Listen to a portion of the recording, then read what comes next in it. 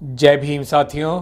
Doctor Baba Saheb Ambedkar की 1936 में लिखी जाति का विनाश किताब आज भी उतनी ही प्रासंगिक है जितनी 85 साल पहले थी। आज हम लाए हैं आपके लिए उसमें से 11 ऐसे विचार जो समाज के हर व्यक्ति को जानने चाहिए, उस पर आत्मचिंतन करना चाहिए और अमल भी करना चाहिए, चाहे वो किसी भी जाति, धर्म या विचारधारा का हो। पर पहले आपको संक्षिप्त में बता दें कि किस संदर्भ में ये किताब लिखी गई थी। 1936 में लाहौर के एक समाज सुधारक संगठन जाट पाट टोडक मंडल ने डॉक्टर बी.आर. अम्बेडकर को भारत में जाति व्यवस्था के विषय पर अपने वार्षिक सम्मेलन के अध्यक्षीय भाषण देने के लिए आमंत्रण दिया था। बाबा साहेब ने अपने भाषण की पांडुलिपि द एनिलेशन ऑफ कास्ट शीर्षक से उन्हें भेजी, किंतु आयोजन समिति ने उनके कुछ विचारों को, विशेष रूप से वेदों की उनकी आलोचना और हिंदू धर्म को छोड़ने के लिए उनके झुकाव को अस्वीकार कर दिया। उन्होंने बाबा साहेब को सुझाव दिया कि वो इन विचारों को हटा दें, पर बाबा साहेब ने जवाब दिया कि वे एक भी अल्प विराम तक नहीं बदलेंगे इस भाषण में, और इस प्रकार ये भाषण कभी दिया ही नहीं गया। बाबा साहेब ने बाद में इसे मई 1936 में प्रकाशित किया।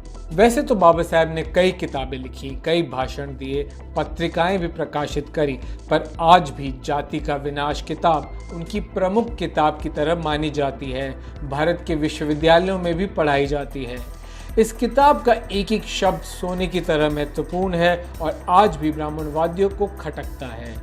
जाति जैसे जटिल कुरीति पर बाबा साहेब ने ऐतिहासिक किताब को एकदम सरल भाषा में लिखा है।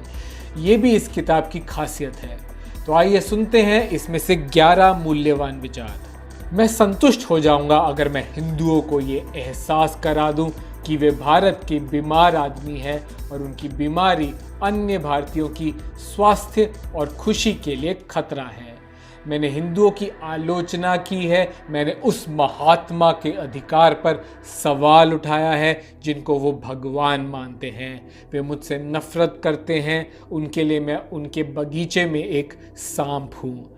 आप इस समाज की किसी भी दिशा में मुड़े, जाति वो राक्षस है जो आपके रास्ते में आती रहेगी। जब तक आप इस राक्षस को नहीं मारेंगे, आप राजनीतिक सुधार हो या आर्थिक सुधार, दोनों ही नहीं ला सकते। जाति व्यवस्था केवल श्रम विभाजन नहीं है, ये मजदूरों का भी विभाजन है, जो श्रम विभाजन से काफ़ी अलग है। ये एक पदानुक्रम है जिसमें मजदूरों को एक दूसरे के ऊपर वर्गीकृत करके विभाजित किया जाता है। व्यवसायों के पुनर्मूल्यांकन की अनुमति नहीं देने से जाति देश में बेरोजगारी का प्रत्यक्ष कारण बन जाती है। सबसे पहली और महत्वपूर्ण बात पहचानने की ये भी है कि हिंदू समाज एक मिथक है। हिंदू नाम अपने आप में एक विदेशी नाम है। ये मोहम्मदों ने द्वारा स्वयं को अलग करने के उद्देश्य से मूल निवासियों को दिया गया था। प्रत्येक हिंदू में जो चेतना मौजूद है वो उसकी जाति की चेतना है। यही कारण है कि ये कहना मुश्किल है कि हिंदू समाज या राष्ट्र बना सकता है। मेरे विचार से धर्मनिरपेक्ष ब्राह्मणों और पुरोहित ब्राह्मणों के बीच अंतर करना बेकार है।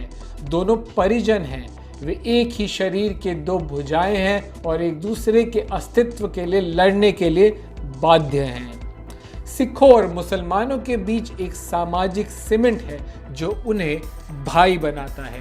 हिंदुओं में ऐसा कोई सीमेंट नहीं है और एक हिंदू दूसरे हिंदू को अपना भाई नहीं मानता। कोई शक नहीं है कि जाति मुख्य रूप से हिंदुओं की सांस में बसा है, लेकिन हिंदुओं ने हवा में जाति का विषाणु फैला दिया है और हर कोई संक्रमित है, सिख, मुस्लिम या ईसाई। इसलिए आप उन सभी लोगों के समर्थन के लायक हैं जो इस संक्रमण से पीड़ित हैं, सिख, मुस्लिम या ईसाई।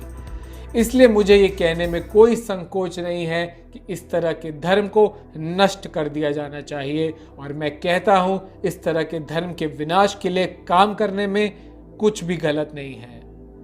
देखते हैं हिंदू इसका कितना पालन करते हैं। तो हमें जाति के विनाश के लिए काम करते रहना है। अब भी इस विचार को सबके साथ साझा करें। इस संकलन लेख के लिए वेलीवाड़ा वेबसाइट को धन्यवाद देते हैं हम। आप चाहें तो पूरी जाति की विनाश की ऑडियो बुक भी पढ़ सकते हैं, सुन सकते हैं। उसका लिंक डिस्क्रिप्शन में देखिए। आप इस वीडियो को ज़्यादा से ज़्यादा शेयर तो करिए ही करिए। हमारे चैनल द न्यूज़ बिग को सब्सक्राइब ज़रूर कीजिए, बेल आइकन ज़रूर दबाइए नोटिफिकेशन पाने के लिए, जैसे ही हम दलित बहुजन आदिवासी समाज से जुड़ी स्पेशल खबरों को और विश्लेषण को आपके समक्ष लाते रहें।